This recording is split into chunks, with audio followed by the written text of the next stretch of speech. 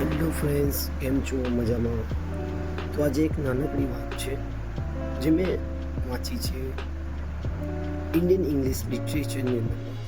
મહાત્મા ગાંધીજીના હસ્તે લખાયેલી વાત, સ્વરાજ, સેલ્ફ રૂલ.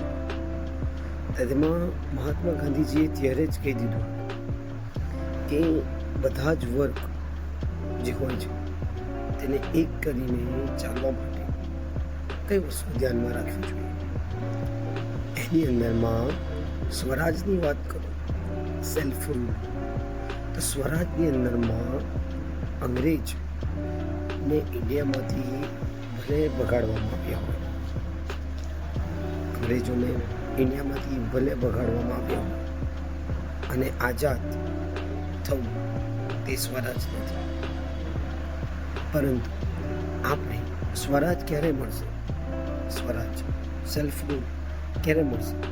કે જ્યારે આપણે આપણા પોતાના બનાવેલા જે નિયમો છે તેને અમલમાં મૂકીને આપણા દેશને ચલાવશું તો આપણું સ્વરાજ આપણને મળશે. બાકી અંગ્રેજો જતા તો રહ્યા છે, પરંતુ તેમના જ નિયમો અધીન આજે આપણો દેશ ચાલી રહ્યો છે. એમના ન હોવા છતાં આપણે અત્યારે પણ તેમના ગુલામ છીએ એવું આપણને લાગી રહ્યું છે.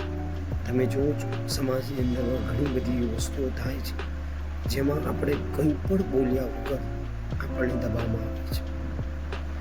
તો આ બધા જ નિયમો જે અંગ્રેજો આપીને ગયા હતા તે જ નિયમોના અધીન આપણો દેશ ચાલી રહ્યો છે. એટલે વધારે પડતા અનીતિના નિયમો આપણા દેશમાં વધારે થાય છે અને કોઈ પણ વ્યક્તિથી કંઈ પણ અવાજ ઉઠાવવા માટે તે સક્ષમ થતું નથી.